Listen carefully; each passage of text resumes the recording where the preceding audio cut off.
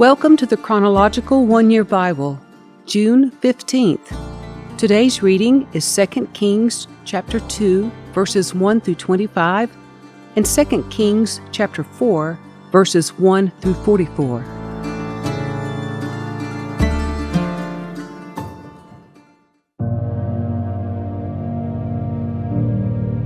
When the Lord was about to take Elijah up to heaven in a whirlwind, Elijah and Elisha were traveling from Gilgal, and Elijah said to Elisha, "Stay here, for the Lord has told me to go to Bethel." But Elisha replied, "As surely as the Lord lives and you yourself live, I will never leave you." So they went down together to Bethel. The group of prophets from Bethel came to Elisha and asked him, "Did you know that the Lord is going to take your master away from you today?" "Of course I know," Elisha answered, "but be quiet about it." Then Elijah said to Elisha, "Stay here, for the Lord has told me to go to Jericho." But Elisha replied again, "As surely as the Lord lives and you yourself live, I will never leave you." So they went on together to Jericho. Then the group of prophets from Jericho came to Elisha and asked him, "Did you know that the Lord is going to take your master away from you today?" "Of course I know," Elisha answered, "but be quiet about it." Then Elijah said to Elisha, "Stay here, for the Lord has told me to go to the Jordan River." But again Elisha replied, "As surely as the Lord lives and you yourself live, I will never leave you." So they went on together. 50 men from the group of prophets also went and watched from a distance as Elijah and Elisha stopped beside the Jordan River. Then Elijah folded his cloak together and struck the water with it. The river divided, and the two of them went across on dry ground. When they came to the other side, Elijah said to Elisha, "Tell me what I can do for you before I am taken away." And Elisha replied, "Please let me inherit a double share of your spirit and become your successor." "You have asked a difficult thing," Elijah replied. "If you see me when I am taken from you, then you will get your request. But if not, then you won't." As they were walking along and talking, suddenly a chariot of fire appeared, drawn by horses of fire. It drove between the two men, separating them. And Elijah was carried by a whirlwind into heaven. Elisha saw it and cried out, "My father! My father! I see the chariots and the charioteers of Israel." And as they disappeared from sight, Elisha tore his clothes in distress. Elisha picked up Elijah's cloak, which had fallen when he was taken up. Then Elisha returned to the bank of the Jordan River. He struck the water with Elijah's cloak and cried out, "Where is the Lord, the God of Elijah?" Then the river divided, and Elisha went across. When the group of prophets from Jericho saw from a distance what happened, they exclaimed, "Elijah's spirit rests upon Elisha!" And they went to meet him and bowed to the ground before him. "Sir," they said, "just say the word, and 50 of our strongest men will search the wilderness for your master. Perhaps the Spirit of the Lord has left him on some mountain or in some valley." "No," Elisha said, "don't send them." But they kept urging him until they shamed him into agreeing, and he finally said, "All right, send them." So 50 men searched for 3 days, but did not find Elijah. Elisha was still at Jericho when they returned. "Didn't I tell you not to go?" he asked. One day the leaders of the town of Jericho visited Elisha. "We have a problem, my lord," they told him. "This town is located in pleasant surroundings, as you can see, but the water is bad, and the land is unproductive." Elisha said, "Bring me a new bowl with salt in it." So they brought it to him. Then he went out to the spring that supplied the town with water and threw the salt into it. And he said, "This is what the Lord says. I have purified this water. It will no longer cause death or infertility." And the water has remained pure ever since, just as Elisha said. Elisha left Jericho and went up to Bethel. As he was walking along the road, a group of boys from the town began mocking and making fun of him. "Go away, Baldy," they chanted. "Go away, Baldy." Elisha turned around and looked at them, and he cursed them in the name of the Lord. Then 2 bears came out of the woods and mauled 42 of them. From there, Elisha went to Mount Carmel and finally returned to Samaria.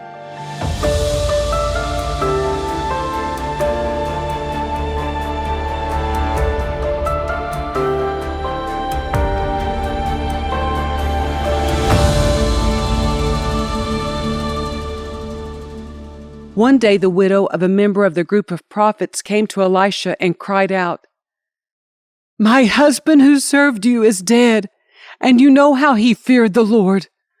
But now a creditor has come, threatening to take my 2 sons as slaves." "What can I do to help you?" Elisha asked. "Tell me, what do you have in the house?" "Nothing at all, except a flask of olive oil," she replied. And Elisha said, "Borrow as many empty jars as you can from your friends and neighbors. Then go into your house with your sons and shut the door behind you. Pour olive oil from your flask into the jars, setting each one aside when it is filled." So she did as she was told.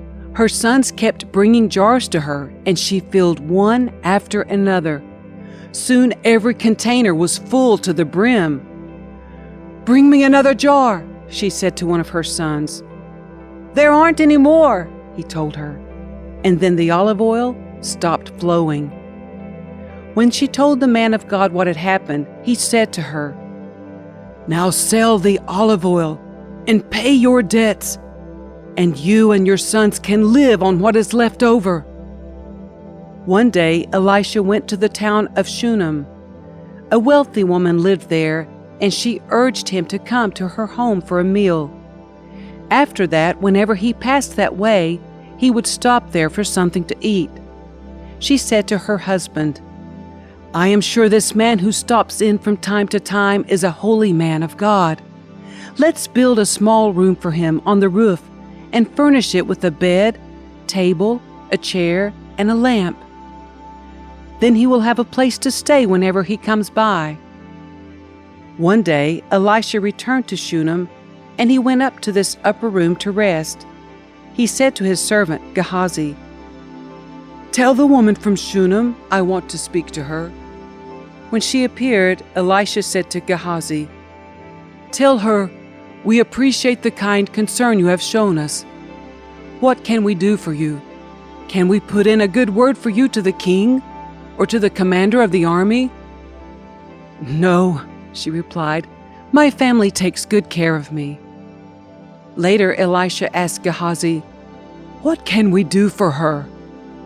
Gehazi replied, "She doesn't have a son, and her husband is an old man." "Call her back again," Elisha told him.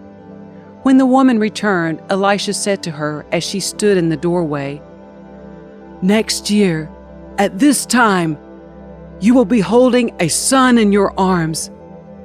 "No, my lord," she cried. "Oh, man of God, don't deceive me and get my hopes up like that." But sure enough, the woman soon became pregnant, and at that time the following year, she had a son, just as Elisha had said.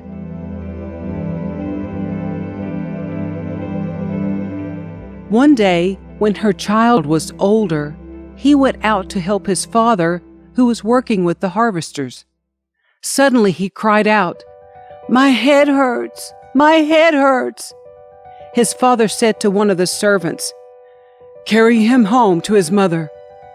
So the servant took him home, and his mother held him on her lap.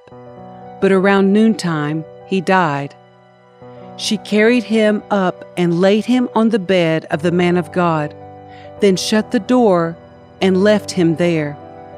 She sent a message to her husband, "Send one of the servants and a donkey so that I can hurry to the man of God and come right back." "Why go today?" he asked. "It is neither a new moon festival nor a Sabbath." But she said, "It will be all right." So she saddled the donkey and said to the servant, "Hurry, don't slow down unless I tell you to." As she approached the man of God at Mount Carmel, Elisha saw her in the distance. He said to Gehazi, "Look, the woman from Shunem is coming. Run out to meet her and ask her, 'Is everything all right with you, your husband, and your child?'" "Yes," the woman told Gehazi, "everything is fine." But when she came to the man of God at the mountain, she fell to the ground before him and caught hold of his feet. Gehazi began to push her away, but the man of God said, "Leave her alone. She is deeply troubled, but the Lord has not told me what it is."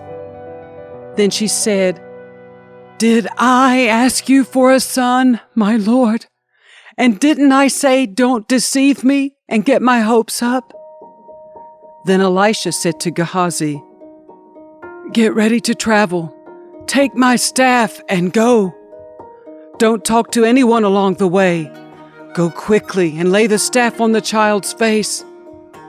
But the boy's mother said, "As surely as the Lord lives and you yourself live, I won't go home unless you go with me." So Elisha returned with her. Gehazi hurried on ahead and laid the staff on the child's face, but nothing happened. There was no sign of life. He returned to meet Elisha and told him, "The child is dead." When Elisha arrived, the child was indeed dead, lying there on the prophet's bed. He went in alone and shut the door behind him and prayed to the Lord. Then he lay down on the child's body, placing his mouth on the child's mouth, his eyes on the child's eyes, and his hands on the child's hands. And as he stretched out on him, the child's body began to grow warm again. Elisha got up, walked back and forth across the room once, and then stretched himself out again on the child. This time, the boy sneezed 7 times and opened his eyes. Then Elisha summoned Gehazi. "Call the child's mother," he said. And when she came in, Elisha said, "Here, take your son." She fell at his feet and bowed before him, overwhelmed with gratitude. Then she took her son in her arms and carried him downstairs. Elisha now returned to Gilgal, and there was a famine in the land. One day, as the group of prophets was seated before him, he said to his servant, "Put a large pot on the fire and make some stew for the rest of the group." One of the young men went out into the field to gather herbs and came back with a pocket full of wild gourds. He shredded them and put them into the pot without realizing they were poisonous. Some of the stew was served to the men, but after they had eaten a bite or two, they cried out, "Man of God, there's poison in this stew!" So they would not eat it. Elisha said, "Bring me some flour."